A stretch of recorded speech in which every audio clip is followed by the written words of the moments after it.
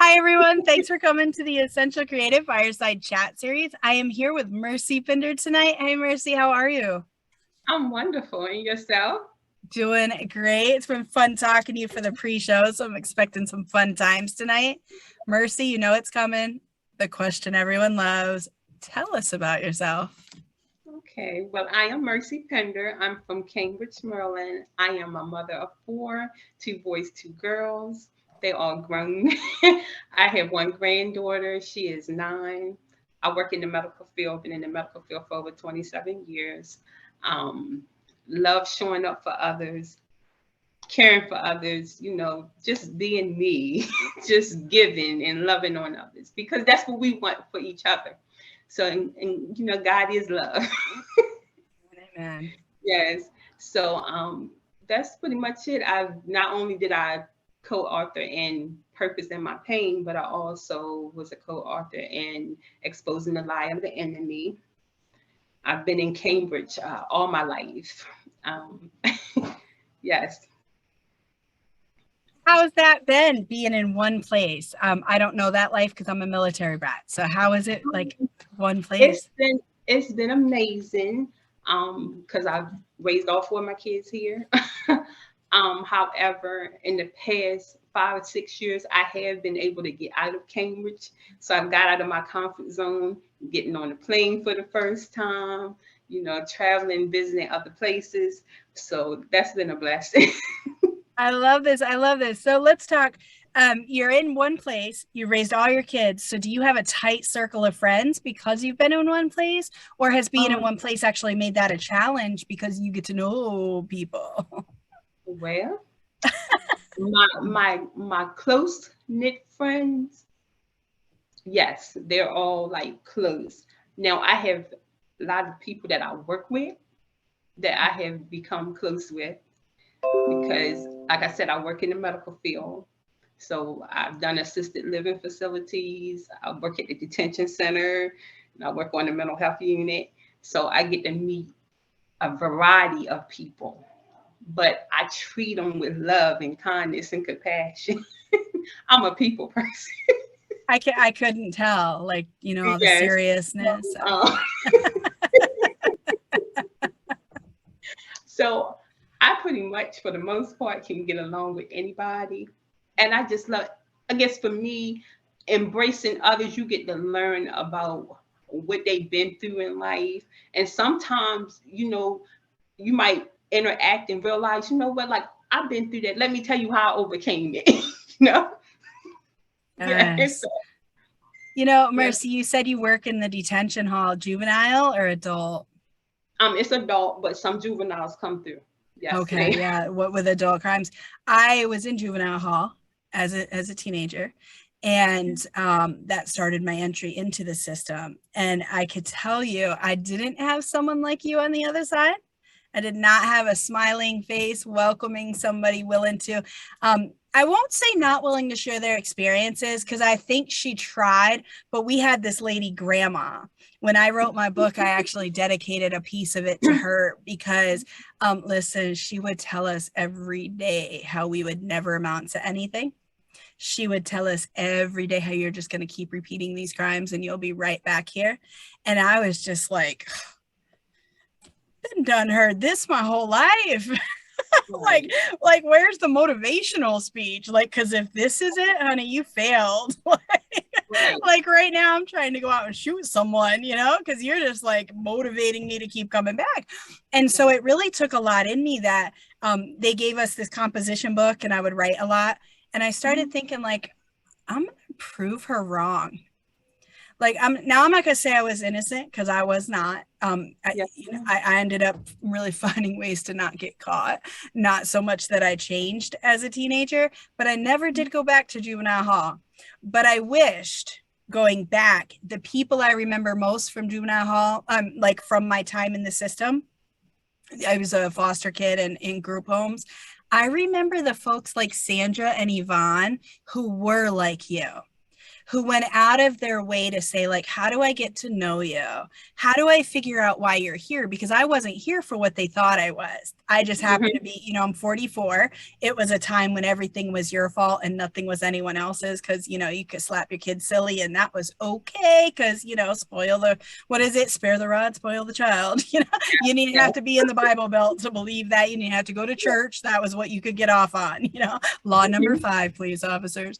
But I own a piece of it too, but like, thank you for what you do, and do it in a bubbly way. Imagine even more so for adults, because I would assume from what I saw in the juvenile hall, you've probably been doing this for a while if you're on the adult side, and you said you work on the mental health unit, so you're probably working with like a lot of co-occurring kind of things. So thank you for what you do, because hearing somebody, truly hearing what they're saying beyond the words, man, that goes so far. So thank you. You're welcome. You're welcome. That said, after you grew up and you developed this voice of becoming a writer, and that is how I met you. So when you introduced yourself, you referenced The Purpose of My Pain. This is where we met. It's an anthology with Dr. Tamika Hall. She compiled it, got us all together on these Zooms. And yet it's the first time we're actually like talking. And the Zooms were great because at least we had that familiarity. So it wasn't weird when I reached out about coming on here. But let's talk a little bit, because this, I just learned in the pre-show, is not your first rodeo. You actually have written before. So talk to us about the books you've written, any tours that you're doing, that kind of stuff. Okay, so the first book that I was a co-author in was Boss Babes Who Pray, Exposing the Lie of the Enemy.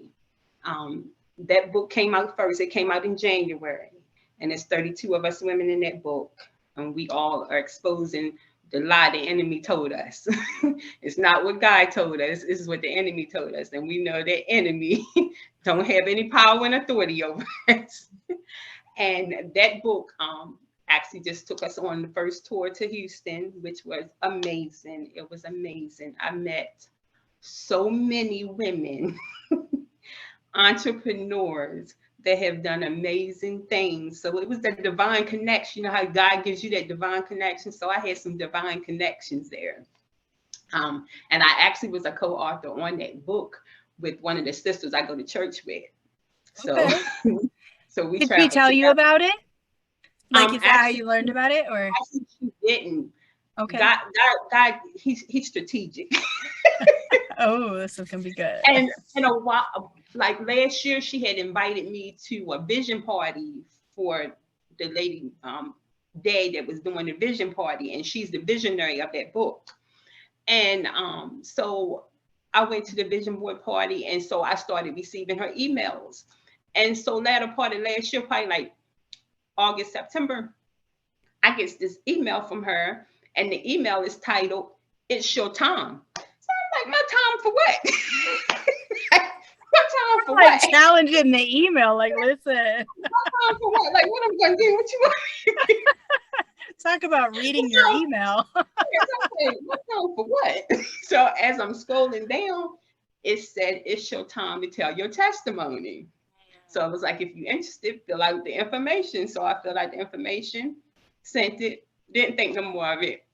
So Lord and behold, probably within like 2 or 3 weeks later, it said, God said, yes, you in. Okay. And so we went through just how Tamika do our, our little Zoom meetings or whatever. That's how it was with her. We did our Zoom meetings. We had the author check in or whatever, sometime on Facebook, sometime on Zoom. And I wrote what it was that the enemy told me. And it came out in January. And here I sit. And then here comes Tamika. And that was even strategic, how it came with Tamika, because Brandy, she's my mentor. Oh, okay. Okay. Actually, Let yeah. me pause. So just for those of you, I don't have Brandy scheduled yet. I'm hoping that she'll want to do one. Brandy is Brandy Nicole, and she's from IamBrandyNicole.com. So if you look her up, she's like celebrity stylist, from what I understand, really great mentor coach. Her website is like bomb, if that's still a cool thing to say. Like that's just what I think of when I see it. I was like, oh, like I was mind blown, and I was like, okay, goals for like if I ever decide to actually get dressed and show up. like her outfit on that website is cool. So that was a sidebar just because I know we'll drop a few names. And so I realized we're not saying who those people are. So Brandy Nicole, look her up. Okay. So Brandy Nicole is your mentor, and Yeah. she told you And about this.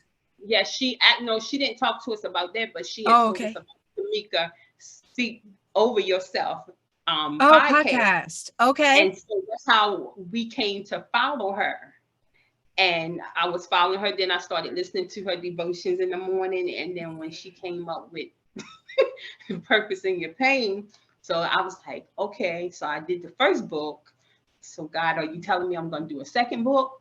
So I went to God and I asked him, I was like, God, like, am I supposed to be a part of this? And on my phone one day, it said, Purpose in Your Pain, go for it. I said, okay. Listen, we said God don't send text messages. Come on. Listen, he has his way. And I was Oh like, my okay, gosh. I'm going for it. So I put my little application in, told I wanted to do it, and here we go. And I named my chapter The Gift and a Broken Heart. Yes. Yes. Yeah. So, and your chapter is another one that like you follow the rules, unlike some of us. You followed the rules. Like, so what's funny, and I've talked about this, I think on one or two of the other chats, as we were talking about how I have worked in the industry. And so when Dr. Hall told us, like, so the guideline is, but listen, go with what God leads, I was like, that could be a mess. I was like, oh my God, this book will be like 931 pages, like, but it's really funny because some of Dr. Tasha, hers was like a page and a half, and I was like, and she packs a punch. And then there's others who like it's really long and it packs a punch. And I love how like every one of them is like just the perfect length for what it needs. Yours is one that it's four. I'm looking at it now. It's 4 pages with this story, 1 page with the devotion and reflection, and then there's 6 questions. So y'all, if you're looking for someone to buy the book from who came with questions for you, Mercy's your gal. So Dr. Hall brings you together, and I want to come back to this in a moment because I love that you mentioned Vision Party for your first book. So I'll share a quick story with you that maybe some of the Fireside Chat folks don't know about yet, about how Nubia and Samantha came in because of a vision party for this book that we are all co-authors on. You have so you're also in her next release, Yes. which is called Stronger Than My Storm. Oh my gosh. Yes. So second, so what's different about these, and I think this is important so those of you watching this, there's a couple things I want to clarify. Not all of you are Christian watching this. We understand that. We are not ashamed of it. So we do want to clarify. So we're going to talk a lot about God talking to us. Sometimes it's in small voices. Sometimes it's in like signs, people might call it. But like Mercy mentioned, she's praying about something and then like this thing comes up just like, bam, go for it. And it's like the same title or same, those, when you're following Christ, like we do believe, some of you guys call it the universe and that's your sign. For us, this is God saying, here's your sign, go for it. The other thing that is, we talk about like how divine, just bringing people together. And I think you're going to hear a lot about that tonight. I just have this feeling because I could see it already. So with the book, you started with the first book, which is a true anthology. And this is just people coming together. And it's each a separate story, but they all are on the same theme. Think Chicken Soup for the Soul. You might have seen this. My first book was an anthology. It was Toastmasters, Matters of the Heart. And it was all Toastmasters coming together to share stories about our experience in Toastmasters. what Dr. Hall did with this next book, and that I'm loving with Stronger Than the Storm, is the second one. It's a devotional anthology. And so Mercy has her story. I have my story. The other ladies you guys have seen, if you've watched the series, they have their stories. And they're all put together. And not only do you have Mercy's story, but then you have and here's the scripture that founds it. So talk to me with the first one, just for folks on who may not have done an anthology at all yet. Two ways I'd like to kind of go with this. One is, did you find that a beautiful experience for being a first-time author? I did. When I did the first book, I used Fearfully and Wonderfully Made, because for me, I knew I was beautiful on the inside. Like, I knew I had a special heart because I'm a giver. I don't mind doing anything for anybody. But it was like, okay, when it comes to me getting it back, I felt like, okay, I must not be beautiful enough. Is something wrong with me? Like, I got to be too ugly, not pretty enough. Like, something has got to be wrong with me. But it wasn't. It had nothing to do with me. Sometimes people go through things that have absolutely nothing to do with you, but I didn't realize it.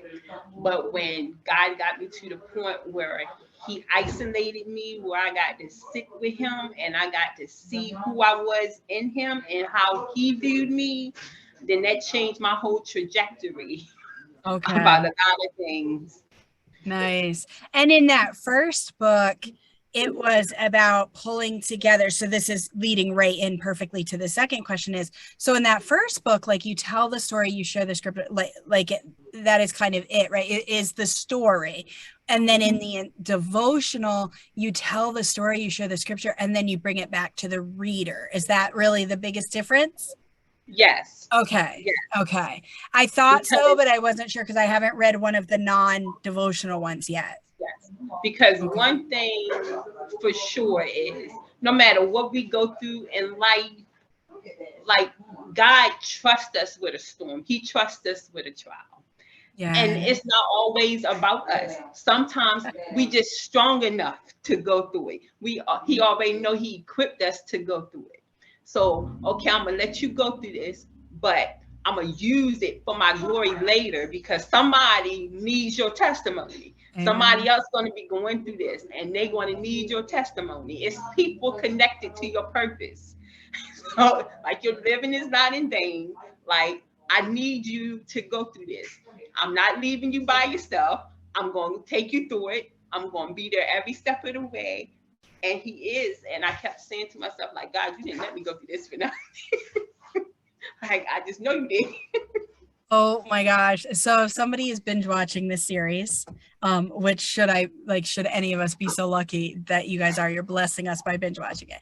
But yes, if you are, I love that right now, the video. So when you guys are watching this, we're 3 weeks away from when I recorded with Deisha Henfield, another author on the book. We just released that one on March 15th. And last night I just did the blog post about it. And if we don't talk about that same thing, we have a whole segment around, like, it ain't even about you.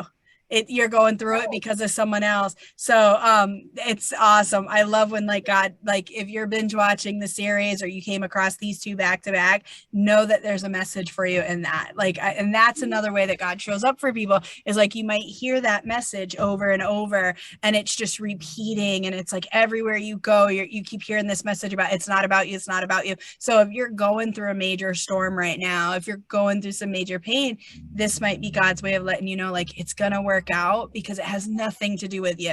And sometimes that can feel icky, right? Like, man, I gotta go through all this. Like, could you please learn your lesson, whoever this is for? Right. Because if you don't learn the lesson, it's gonna keep coming and keep coming and keep coming till you get the lesson. But the good thing about the lesson is it adds value to you. Yes. Because when you learn the lesson, it adds value, and it's equipping you for your next. Like, you needed to get this lesson so you can go here. Like, you need to get this next lesson so you can go here. I love that point. Let's talk about that. So we have this lesson we're going through, regardless of whether you're the intended target or somebody else that's watching you, because we always have people watching us, whether we know or not. Things are done in steps. We see this that very seldom in the Bible is like the entire plan outlined. I don't know if ever. So when I say very seldom, I almost think like we know it's all outlined because we know the end of the story. But I think if you read the chapter in not as if you didn't know what was next, I don't know that there is any individual in it who actually knew the full story ahead of time. It's always like these pieces, and sometimes the piece look like Abraham. Go. Okay. Can I at least have the number to program into Siri? Like right. What is the end result? He didn't even get that. He just got go. And then there's others, like you get into Numbers, I believe. And it's like, we need a barn that is 6 by 7 by 1, and it's got to be X number of cubits times this many. And, you know, you'll build the tabernacle and it will look like this. And, you know, it's this shade of rosewood and all this. And I'm like totally making up numbers. I have no clue what I'm talking about, but y'all get the point. Numbers. There's a reason they call that book that. Like, it's crazy. Like, I think of Noah when he was building the ark. He got like dimensions. And sometimes in my life, like, I don't know if you've had this, but I'm like, Lord, could I get a Noah moment? Like, could you just kind of tell me, like, go to this company, apply to this job. This is then going to be okay. You know, ask for this number when you're negotiating your raise. We don't get that though a lot. You know, we're in this kind of this post, we're in this like post, God, I want to be careful how I say this. God's always talking. We have to listen. But in the Old Testament, they were like audibly hearing him. Like Adam and Eve walked in the garden with him. Jacob got to wrestle with him. And we don't have that on this side. You know, we're walking with the Holy Spirit. So I think both probably have their advantages and disadvantages, right? Because sometimes the Holy Spirit could be like bad Mexican food and it's like, oh God, you know. And then other times, no, like that really is from God. You know, you're not crazy. That is the next, like, it makes no logical sense, but it is not a condition you need to worry about. It is that I'm telling you to go do that. Have you ever had an experience where God's been like so vague and you've wished he's been more specific, or where he was so specific and you were like, listen, can we back up a little? Can I get the Noah Abraham version of the story? Yes. There's been a lot of times I went through things, and for me, I'm like, God, like, why are you taking me through this? Like, why? What's your reason? Like, what's your reason? And at that moment, he's not going to give you the reason, especially when it don't feel good, because you be like, like, no, God, I don't want to do that part. I don't want to do that part. But as you go along, he starts to connect the dots. And you start to see, like how you just said earlier, how he don't give it all to you at one time. Listen. You start to connect the dots, and he'd be like, okay, like, I needed you to go through this, because now you're going to help some ladies, even some men that might be going through the same thing, to deliver them, to free them. And it's been times when God be like, don't you open that door. Don't you open that door already closed. Don't you do that. And then depending on how stubborn we are, we might be like, what, this door right here? I'm the one I'm touching. I wonder sometimes like how God feels. Like I'm an overthinker. I'm trying to heal from it, but it's a long process. I love to like just think about random things that will not change my life in any way. One of the things I love to think about is like when God was creating us. You know, it says that he like, we learn that he's omnipotent, omnipresent, like he knew all things. It says he is in our past, present, and future. And I think about like, you were creating us, you know, you were speaking things into existence. You're forming us from the dirt and the sand and the land. And you know that we're going to like mess this up. You know that you're the creator of the world who spoke and things happened. And yet we're going to question you like, but did you really say? the snake may think he coined that term, but we're the ones who gave it life, you know? Like, listen, you said I can't have like that fruit. What, this one? I mean, is it really this one you said I can't have? Because I kind of thought you said like that tree. You know, we try to like make excuses. And I just wonder sometimes if he sits up there with like, you know, face palm emoji all the time. I'm told it like this. It's funny you say that because I remember having a conversation with somebody, and I was like, you know, God already knew you was gonna do that. And they were like, really? I said, yeah, because he know you. Like he knew everything about you before you was even in your mom's womb. Like he already knew it. I said, you know, sometimes we want to get in the way and do things our own way. I said, I can see God right now standing up there with his arms folded. Like, go ahead. Like, whenever you get finished doing it your way, like I'll be here waiting for you. Like, just go ahead. God, I'm not gonna worry. I'll be here. Yeah, like he already know, but the guy that he is, like he's forgiving. So like when he know you done had enough, he'll be like, okay, here I am. And he gives us so many options along the way. Yeah, It's give you interesting to warning. me. Yeah, like, you know, we talk a lot, and I think it's come up in several of these chats, like God's a gentleman, you know, and we hear that, and people are like, yeah, but bad things happen to good people. And it's like, yeah, but we don't complain about good things happening to bad people. You know, we don't ever at the Grammys, like you'll hear like a few snarky comments, but really, have we ever been mad at somebody at the Grammys for being like, thank you, Lord, for that song all about sex and drugs? And, you know, no, we're just like, all right, he thank God, like, okay, you know, but yet we'll be so mad if something bad happens to someone good. We're like, God, what kind of God are you? And it's interesting how like he created that psyche, he created how our mind works and how our brains process things, right? But yet it makes no sense. We'll get so mad over some things, but then the flip side of that, we're just like, no, but it's all good. It's Because like we we are do. not mad about people that are Yes, bad getting good things done. yes. And he tell you, whatever the devil meant for evil, I'm gonna turn it around for your good. Like he's speaking in his word, and his word never returns to him void. Yes. And and what I've come to find out about God is everything we go through that we feel is a negative, it's a positive in it. It's some good gonna come out of it. And when Yeah. you think about all that Jesus went through, what makes you think we're gonna be exempt? Right.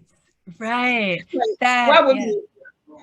And what we go through don't even amount to half of what Jesus went through. It Our don't even amount worst to day. half. Right. It Our don't even worst amount to half day is of like what. heaven to him, right? Like our worst day isn't even an you know, when I first, I'm a visual person, so I spent a lot of years in church like hearing about the crucifixion but not really understanding, you know, like when you're I came to church when I was 17, like you hear like the cross and he's nailed to it and you hear this stuff.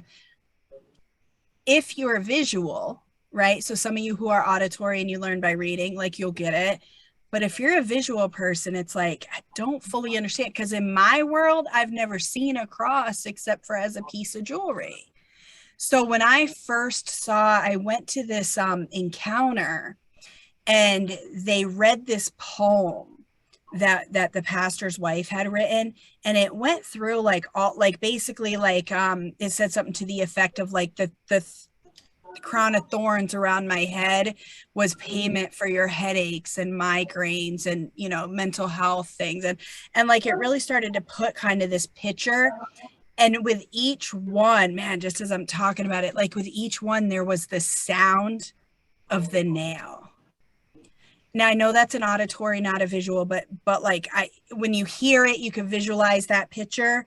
And Mhm, and I'm visualizing this, and then and not too long after that, The Passion of the Christ came out, the movie, mhm. and oh my gosh, seeing what those last days might have looked like, seeing that process, it brought this whole like I remember just being so moved because we don't fully get it. Even with seeing those, we don't fully get it. We don't fully understand everything he endured so that we can question him, so that we Right. can be like, are you sure? Did you really mean that? I mean, because I have this plan and it's so much better. I'm not judging, guys. I'm there. When you think about that, like, I don't know your backstory, like how long you've been a Christian, but did you have a moment where like that just, I was 25 when that happened and it just really set in of like, man, he endured that. And I know I still don't understand most of it. Right. Was there a moment for you where it just really like you started to understand what he did and it started to make things a little easier and like, okay, you could endure this, I can endure this? Yes. I've been like, when I wrote that chapter in that book, Okay. I was at that moment, because when I wrote that chapter there, I wrote that chapter from a place when I was at my low moment. Okay. When I had to really call on God, it was one of them moments. If God, if you don't do it, like, I don't know how this is gonna happen. Like, I don't know how you gonna fix this. And Okay. when I remember asking God, like, God, why you let me go through this? And he said to me, why not you? Wow. That's not okay. It's not okay, So God. when he said that to me, that's when I Wow. got to thinking, okay, if Jesus had to go through all he went through, and I'm his daughter, and I'm a daughter of a king, why am I going to be exempt? Why Wow. am I going to be exempt? I'm connected to God. I'm connected to Jesus. So why would I be exempt if he had to go through it? Wow. Wow. I love this. So you have the book where you talked about, and that's actually the other thing I wanted to ask you. So in the book you talked about in the beginning, lies of the enemy. Just because not everybody who watches this is Christian, share with us an example without giving away what your piece is about. Share with us an example when you're saying like lie of an enemy, what you mean by that. So how the devil tell us that we're never enough, that we're not worthy of the things that we get. We're not worthy of having a home. We're not worthy of having a nice car. We're not worthy of having a good life. We're not worthy of being married, or having a good husband, having a good job, or just being able to live and be happy. But that's not what God said. Okay. God wants us to live an abundant life. God says we're beautiful. He says we're worthy. He says we're more than enough. And you know how the enemy will have a second guessing ourselves. But that's not what God is. God always chooses us first. He Yes, never yes. got second to it. And we throw a lot of labels on it, and some are correct. Like we've talked about this, and you guys have heard like my platform, prayer and science, prayer and medicine. You have Yeah. to know which you need, and sometimes it's both, sometimes it's one or the other. I think you always need prayer like with it, but like praying out something versus like just praying about. And then like medicine sometimes has to come in there. Always, if you don't know what it is, start like in today's world, start with medicine as you're praying with somebody, and that way you can be in a good spot, like therapy at least. Even if it's not like medicine, like pharmaceuticals, there's natural things, etc. Like if you start to feel off or something, sometimes it's legitimately a diagnosed condition, and Yes. sometimes it is that enemy just anxiety sounds a lot like the enemy getting inside your head. So if you don't know what it is, you can spend years on anxiety medicine for something that you could have got together with a friend and been like, Hannah, every time I try to like talk socially, I hear all of this stuff. And they could have said like, oh, okay, like that could be social anxiety. That could be like, let's talk about where you're at in life. One of the things I have learned so much is when you're about to go through a breakthrough, a lot of the times it's not medical, it is spiritual. And so Yes. I'll get in therapy at that moment because I want to be accountable, right? I don't want to live life haphazardly. Like God gives us wisdom. So get into Mm-hmm. therapy because you want somebody to check you. And then Yes. also get with that friend who you know is a warrior that you can share those inner things with and start praying. And what will happen is you'll have a moment, and this has happened for me a lot, where your therapist is like, listen, girl, I'm just taking insurance money at this moment.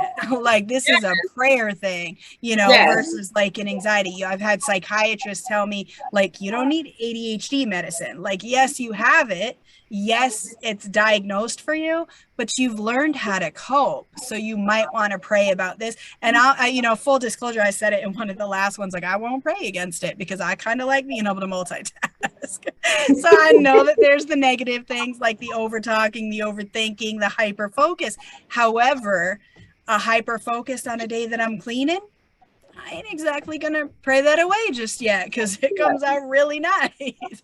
And so I joke about that, but sometimes we do become, you know, friends with the things that might be flaws, and you have to know which ones it's okay and it's not dangerous to do that with, and which ones it's like, okay, listen, I get that you like the clean house, but you know, there's ways to do that without having this dysfunction. Let's pray.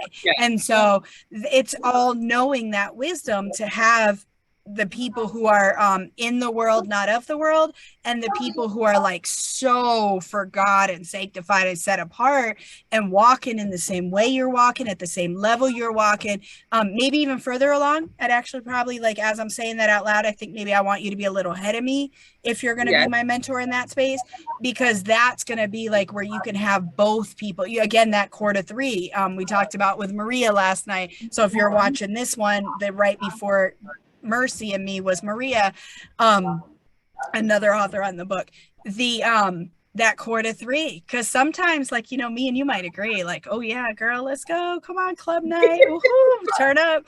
And then you have that third voice like Maria coming in going, ladies, I don't think that's so smart. Like, let's take this back. Let's step back a minute. You know, we're holy, we're sanctified. Like, you're sitting here talking about this. I understand you're upset with God for a minute, but is that our best option tonight? Like, is that our best yes for the night? And so that's why three, because two of us could talk each other into, oh man, how much trouble you gotten into with one friend. But three, it's a little harder. You know, it's another personality in the mix. So Mercy, you are an author. You work in the mental health field. Are there more books, do you think, coming from you ever, like on your own? Like, has God kind of given you any inclination? Do you have any desires on your own? I do have a desire to do a book on my own. Okay. haven't gotten to that point where I want to write it yet. Okay. But it's a lot more to Mercy than what I have already put out in those books.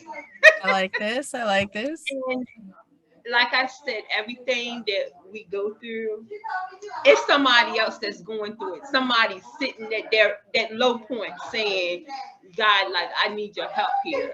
Or can you send me somebody that's going to help me? Just a conversation. Right. You know, you could be in the place at the right time and pick it up. Like, something not right with that person. Let me go over here and say good morning. Just you saying good morning can start that conversation. Yes. And you might be able, your testimony help that person. So, you know, that's just me. I love encouraging people anyway. I couldn't tell. Putting a smile on their face. Because my mom always taught me, you know, it don't cost you a thing to speak. You know, to say good morning, put a smile on your face. Like, you know, they might change somebody's day. They might be in that low moment, like I just don't know what else to do. And you speaking, saying good morning to them, change their whole trajectory. And you can have a nice conversation with someone, like I do it all the time. Like, you have a conversation with someone, and it'll change their whole trajectory. And then they'll start to ask questions, and before you know it, you never know, like you was the answer that they needed. Yes. Yeah. I think of in my more outgoing days. So I'm good like this one-on-one. Add a third person, all of a sudden I'm like, you're like, is Shella Wallflower? And you know, people ask you, like, does she ever talk? And you'd be like, when does she ever not talk? You know, and they're like, I didn't see her talk. And because in groups, it's just, I don't love groups unless I own the information. Like, I can do public speaking, I can do teaching. As a youth leader, I love, like, you know, teaching group, etc. But when it comes to being like social. I'm just awkward, you know, it's not my thing. Yes, But yes. when I was more social, I used to love starting up conversations with random people. Like I would just like find something random, like, hey, I love that shirt, or hey, tell me more about that logo. You know, I'd love to Yes. learn more about that saying. Where did that come from? And that's why I love like shirts. Like today, I have when in doubt, Jesus and tacos. You know, like tell me, are Yes. tacos your Yes. favorite food? And depending on how much I like you, I might say yes because they are my second favorite, or I might tell you what my first favorite is. You know, like let's talk about it. Um, One of the things that what you just said brings to mind is about like the power of promptings. And when you feel like I actually had an incident today, not an incident, but like this occasion today where for 2 days somebody's been on my mind. And I just have been so busy that I haven't had a chance. Like, and when I say so busy, like, of course, I still got on Facebook and Instagram because I mean, like, that's of course part of busy, right? No. I so Right. should have like stopped for a moment with that time that I was using and sent this, but I didn't. And today Mhm. I finally like I was working on fixing the roof that I told you about earlier. And Right. I was like, literally, I could not move forward. Like I just froze. And it was Mhm. so strong of like, you need to send that prayer right now, right now. And I sat down, I sent it. I went back to what I was doing and felt a release. And then she ended up calling me and we had a nice conversation. And it was great to hear this like affirmation because listen, I sent like this blind prayer. Like I had no Mhm. clue what like if what I'm praying about, even it just was so pressing. And then like she Right. called me to share and I was like, oh wow. And I think that is so important. I used to talk about it more, but I haven't really talked about it lately. When you get that inclination, and I don't care, like right now, if you don't follow Jesus, this is for you as well, because I Right. believe we all have this within us and call it whatever you want at this moment. I'm going to call it God, mercies, call it God, like we're Yeah. going to call it spirit prompting you, call it whatever you want. We are all built with this ability to hear. And we hear that spirit like leading us to say, I need you to reach out to Mercy right now. And I need you to say this. And we get nervous because that feels weird, right? Like, how am I going to reach Yeah. out to you and say, like, hey, I'm praying about that job interview and I want you to, and it's like, I got an interview. Right, like there's that Right. moment, Right. like I remember my pastor, oh my gosh, Pastor Dave at a church I had belonged to for many years. He was sharing with us how to like hear the voice of God, Mhm. how to really pray into somebody. And he said, listen, when you start operating in the prophetic and really acting on it, there are going to be times that you have to go back to somebody and say, I'm so sorry, I had really bad, like whatever. I always say Mexican because I love Mexican food, but you know, Yes. like I had really bad Mexican food last night, Mercy.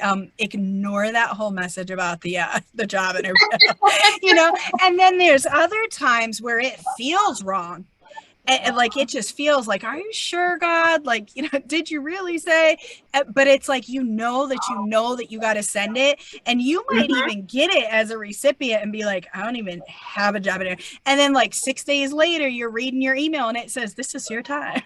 And it's like, Yes. hey, I have this, you know, opportunity. And you're like, well, wait a second, she sent me a thing about a job interview, and now this is offering me an opportunity to interview. And it's that prompting and that leading, that something you might have called spam, now you're calling, okay, like, God, let me actually consider this, talk to me. And the thing I Yes. love too about God, I'm going to close my lips here in a moment, the thing I love about God too is he does let us walk. So even if you get it and I was wrong, and it wasn't a, hey, you have an interview, it was wrong person, wrong moment, whatever, and then you get that and you're like, okay, well, I'm going to take the interview because maybe that was you, God. And you go to that interview. God's such a gentleman that he'll be like that, like we were talking about in the beginning of the call, like, okay, listen, ladies, cool. Yes. But let's back this ship up a little bit, because actually what I meant by that was you're going to be interviewing somebody and Yes. your promotion is next. And I think that's the importance of being like that discerning spirit, being able to say, is this you? And so that prompting comes along with a discernment to know when is the time, act on it when it is, because if you miss it, when we talked about it's not just about you, Mhm. when you miss it for them too. And now you Yes. both got to wait another 40 years for that 11-day journey. Yes, yes. So have It is you so had stuff like important. that? So important. Yeah, yeah. All right, Mercy. There's so much. Last thing to talk about. Grew up in the same area for all your life. And then finally you get this opportunity like, hey girl, got a plane ride, gonna talk about this book. And you jump on a plane. And then now you are about to not only get on a plane to go a few states away, like almost like golf clap. That was great, Yeah. Texas. That was cute. That's cute. Yeah. But you're about to go to I'll have the second tour is here in Cambridge in July of this year. And then in December, we'll go to Ghana. which Yes. for those of us not inclined just in case on geography or whose children have already graduated, hypothetically speaking, if I didn't know where Ghana is, this would be Africa. okay. Thank you. I thought so, but I wanted to make sure. I am not a geography major. I was like, well, I'll be thinking Africa and it's like some island in the Bahamas. Let me just make sure. So you're going to go overseas on an airplane and it will be your second trip out of Cambridge. Yes. How excited or scared are you right now? I'm excited. Okay. Because listen, God is just opening up doors that I didn't even think I would even walk through. Not even in so much writing a book. If you asked me 5, 6 years ago, Mercy, can you write a book? I'd be like, no, not me. And to see that I wrote 2 books, like to be a third one. So yeah. I love this. I love this. So for those of you watching, here's what I heard tonight. I think that anthologies, and I love just how all of these are flowing together. Because by the way, Maria and Mercy don't even know that I was talking to each other because I didn't tell all the ladies like, here's a schedule. I just scheduled with each of them individually. And we talked about writing last night too. And that was very cool. So, and writing's like kind of my thing. Like as a voice discovery coach, that's what I like to help people write their story or show up in art or whatever way, like the way that's best for them to share their story. But what I love about writing is there's so many ways to do it. And the anthologies I've been a part of on the other side, like the Dr. Hall side of things, not in the pulling them together, but in like the being in the background to get them published.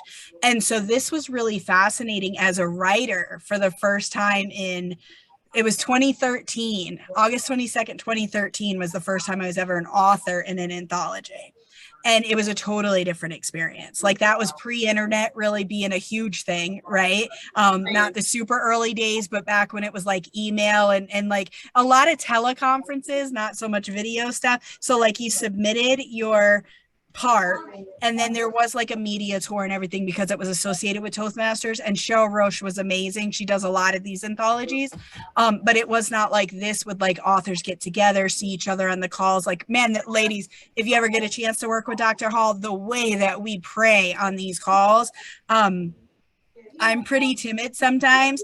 And, you know, so I'm like, dear God, could you please like move the other way? Like I'm awful sometimes. I'm like, girl, own your authority. Okay. Like I have to really be like prompted to pray. And, but yeah, like we would get on these calls and there's like women who are like, listen, I want you in my corner.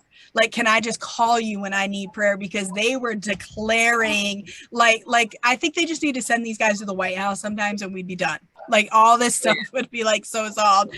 But coming back from that, I think it's so important to get started where you can. So there's that saying, bloom where you're planted.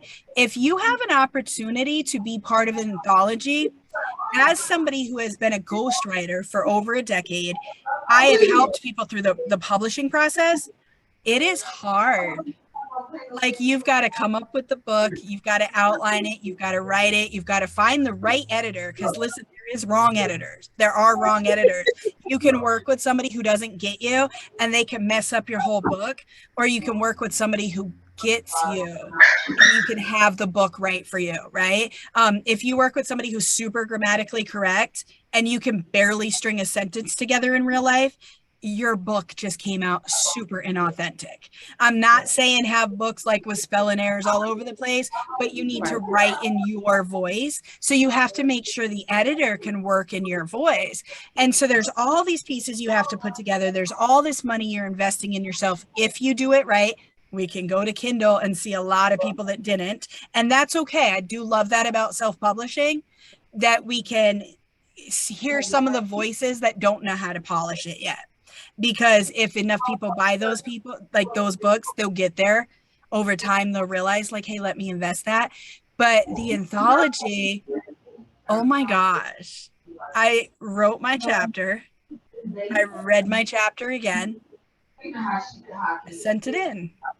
I received it back with comments or, like saying, yes, fix this or hey, this. And then I sent it back. And next thing I knew, I had a book in my hands. Can you hear the exhale, ladies and gentlemen watching? Like that is how easy it was. Write, review, submit. It's like high school papers. That's it. Go. And then on the other side, there was like the piece you do, but they tell you. They give you the steps. Market this. Do this on this day. Hey, we're going to do this tour. Here's what you need to have ready.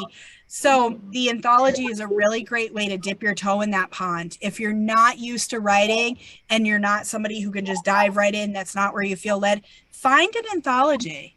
Like, listen, I think at this point, I can honestly say, call Dr. Hall. Again, I can't ever be a weather person. Dr. Hall, call her because chances are she's going to have one in the works. I'm like, my gosh. And I've only known her since the last book, but I'm like, I see that she's just brewing with ideas.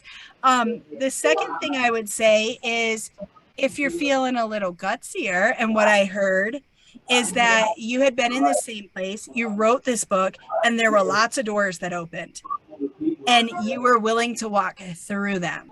So if you're feeling a little gutsier, maybe you've written an anthology, and maybe the next step is writing your book or being part of a speaking tour. That takes a lot of guts to leave Cambridge for Houston. And then to be like, oh, hey, now that I've been to Texas, halfway across the world, let me just go to a totally different continent. Yes. And I actually had to speak on the platform when I was in Houston. So I had like public speaking. Yeah, it was I love that. I had to speak. Yes. Okay.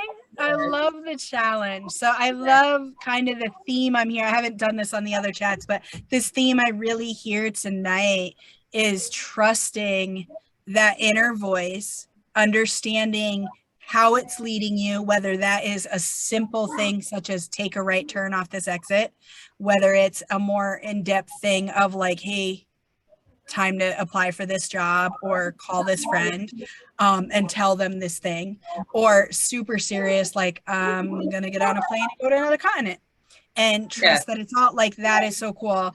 And then the other thing is like just, oh my gosh, I love this idea of being willing to walk through the doors that open. God will let you know if you walk through the wrong one. That is where that discernment comes in. If that door opened, there's a reason why. And it could be the enemy setting a trap. Like, listen, we all know about silver platters. We know about wolves in sheep's clothing, right?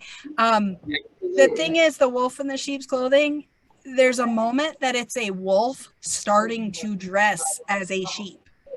There's a moment that you could catch it in action. So you can look back if you pause for one moment and just say, okay, was that door open? Like, was it open because it's open for me? Or is there like a string on the other side that as soon as I walk through it, I trip a wire or something? And if you ask for that discernment, you'll have that moment where you catch that tail hanging out from that little, sheep there, like the wolf's tail. So Mercy, anything, I always used to forget this, and I've been so good, and I was about to forget it tonight because of the conversation. How do we find you online? You can reach me on Facebook, Instagram as Mercy Pinder. Okay. You can also reach me on my website, which is www.mercypinder.com. And for those of us in New England who think you have an accent like you think we have one, I'm going to clarify. I actually saw an Australian the other day who shared about the accent we have, how it was a funny accent. And I was like, I never thought of that. Like how people think we in America have funny accents. Never thought that. And then I was talking with a British friend. And so, like, because I had heard the Australian friend mention this, she was like, I love your accent. It's so cute. I'm like, dude, I don't have an accent. Like, what are you talking about? And so I asked my British friend, she's like, oh, yeah, you guys have accents. I'm like, no, you do. So, anyway, that said, we're saying Pinder, Pinder. So if you are above Maryland, we're pronouncing the I. Like I wanted to say Mercy Pinder when I first saw you, and then I heard you say Pinder, and so I was like, oh, and so Mercy Pinder. And I love the accent. That's not me knocking, just so that all clarity. I love Southern accents. I just want to make sure people can find you. So Mercy spelled just like you expect Mercy to be spelled, Mercy, and Pinder, Pinder. This is her picture. You guys will see her on the thing, and she does include, if you buy the book, you'll have it in front of you all the time. If you're watching this on YouTube, it's below. And if you're reading this on the blog, you'll see it outlined in the blog, or you can look at it at the YouTube. So is there anything you would like to say to wrap up, Mercy? Thank you for having me. I pray that this will bless someone. Pick up my book.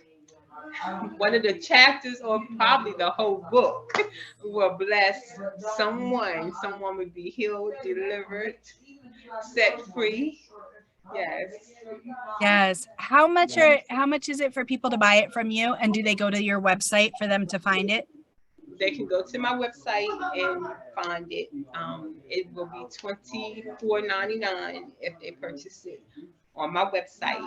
However, if I bring it to you and I don't have to deliver it, then it'll be 20. Okay, perfect. So if you're local and you're in an area, she is not saying I will come to Houston again to deliver it to you, just for those of you watching. But if you're local to Maryland and you can get to the Cambridge area and you guys can meet up, or you can come to her, it will be $20. You can contact her through the website, and then also through Facebook. And then if you need to have it shipped to you, $24.99. So that is the retail price for the book. That is wonderful. Does that include shipping, or do they pay for shipping separate? Yes, that's included. Perfect. Shipping. Okay, awesome. So guys, no excuses. If you're watching this, I know I haven't said this for the others, but like no excuses, really. At this point, you have seen, I believe, 7 of these chats. If you've been following the series, you have heard 7 stories. Tonight, you actually watch God weave the same theme from 3 other chats into this one with Mercy. She has her book, Exposing the Lie of the Enemy, that she did with the Boss Babes. And then, I hope I'm saying that right. Boss Babes Who Pray, Exposing the Lie of the Enemy. She has The Purpose in My Pain, which is how we met. And then there's another one coming out in May that we are working on again with Dr. Tamika Hall. And that one is called I Am Stronger Than the Storm. That may change. That's our working title. So I believe you called it Stronger Than My Storm. Mm-hmm. So I know that sometimes, like when we started this one, it was called Discovering the Purpose of My Pain. Yes. That's a publisher's job to figure out how to make it less wordy. So it may be called Stronger Than My Storm. So there is something about storms and us being stronger coming out in May. So pay attention. You can find out about those at Dr. Tamika Hall's site.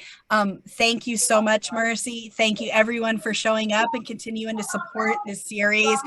We love that you come. We love that you engage, even if you don't share the same belief we are. And we just love the community that we're building. So please go follow Mercy on her pages. If you're not subscribed here, subscribe here, and let's continue to build community and continue to talk about the things that people don't want to talk about and the things that really light our hearts on fire. Mercy, your smile is so contagious, and I just love that. Like, I really feel like I just love it. I'm having a hard time not smiling because your smile is so contagious. So thank you again for joining us tonight. You're welcome, and thank you for having me. Absolutely. Bye, everyone.